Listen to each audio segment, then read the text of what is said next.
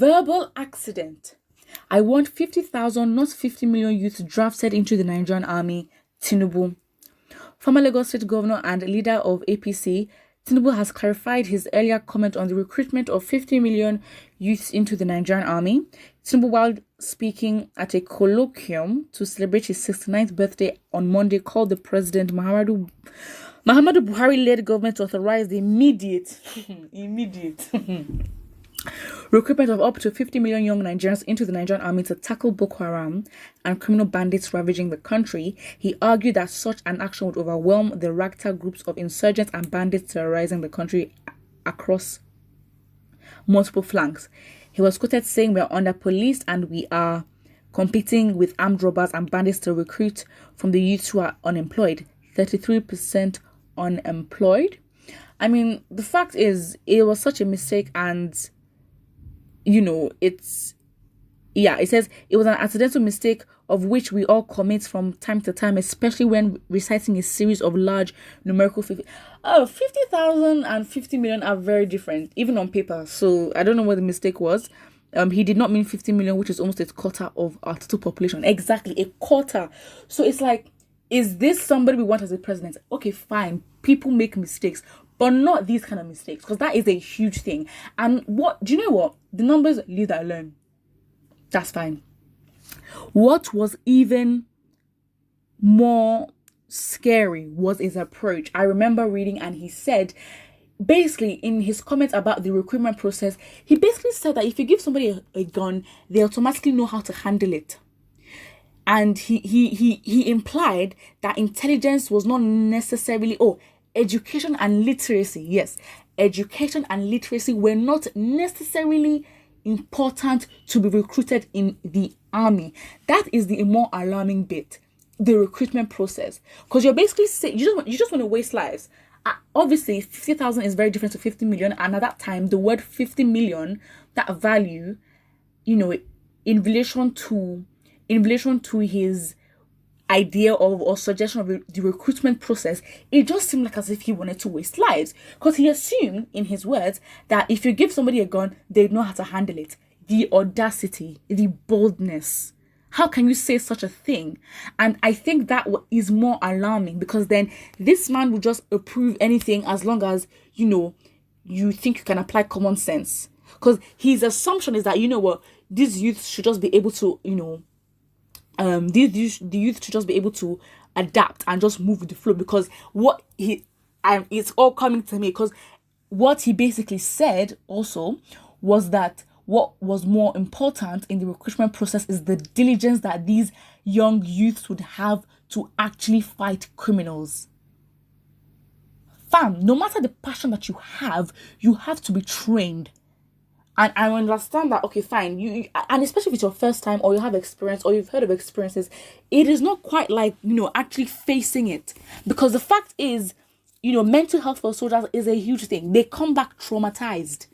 And, it's the way he said it, the immediate recruitment of 50,000 or 50 million or whatever. The immediate recruitment in first world countries, there's an incentive, okay? Be it, not all incentives are right, but be it, emotionally manipulative incentives incentives, or some is monetary, or some is insurance, or certain benefits. But then just saying the immediate recruitment, like as if just, don't know where this access or these people will come from, but it is what it is. Somebody says, do you know that such a monumental mistake can plunge a country into civil war? Exactly. How many mistakes will you make when you become overwhelmed by the challenges of leadership as a president? I mean, the guy can barely speak. I mean, there's a video on online showing him basically pausing. Dementia? Oh, it's not me. Didn't say it. Or another video of him actually tripping to fall.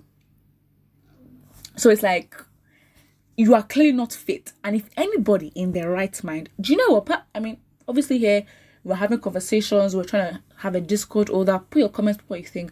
But if I personally see you and you think that Tinubu should be president and your reasons are not valid, which I know they will not be valid, because what valid reasons can you give? But be open-minded enough to actually say, why do you think Tinubu should be president? If I feel, because I will be the judge, again, it's my opinion or whatever. So if I feel that, you know what, your vision or your basis for why Tinubu should be president is not valid, whatever happens to you after is your own fault. Disclaimer. Just saying that. So it's like, we just need to be careful, because we can't let things like this slide. And I think this is a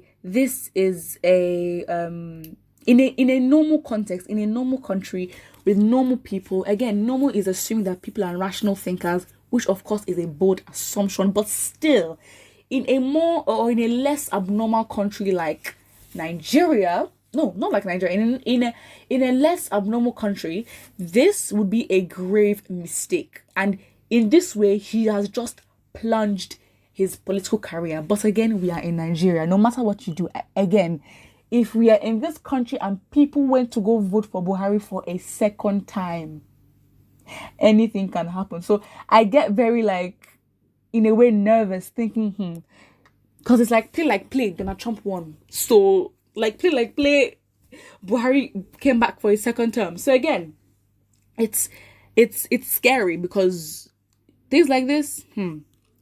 Another comment here says, a confused set of leaders, why not give youth room in politics than sending them to die in the hands of bandits? Well, the fact is, the lack of togetherness, the lack of proactivity. To be honest, lack of togetherness. We're so disunited and divided, and so it's like people should volunteer to go into the army, and that drive to deal with criminals obviously should be organic in terms of, wanting to fight for your country. Why? Because you have something to live for. Again, you cannot be patriotic when you can't see patriotism. You have to be careful, because it's like, it just gets to a point where you being patriotic, it reflects you as a non-critical thinker, and makes you look very unintelligent and illiterate. It really does, because it gets to a point where it is very obvious and very, very logical that you're not getting anything, no benefit from whatever situation is current, but then you still choose to blindly follow, blindly believe, choose to be ignorant, and you use it under the guise of patriotism. It doesn't make sense. If you think I am wrong, please put it in the comment section. But again, you can't still, like, that's, again, there's a song by Fela called Suffering and Smiling. You can't afford to, because that mentality that suffering is normal. You might not have thought that, but in your actions and your daily living, that mentality of suffering and, that belief that suffering is normal and it's a normal thing, it will basically allow you to keep up with so much violations that you don't need to have, just because of your mentality. Mentality is a whole thing. And because, again, we don't have anything that brings us together, or any strong, long-lasting thing that brings us together, we literally can fall to the wayside anytime, any day. So it is very, very sad. It is very, very dangerous. So it is what it is. Yeah. Put what you think about it in the comment section below, and do not forget to like and subscribe.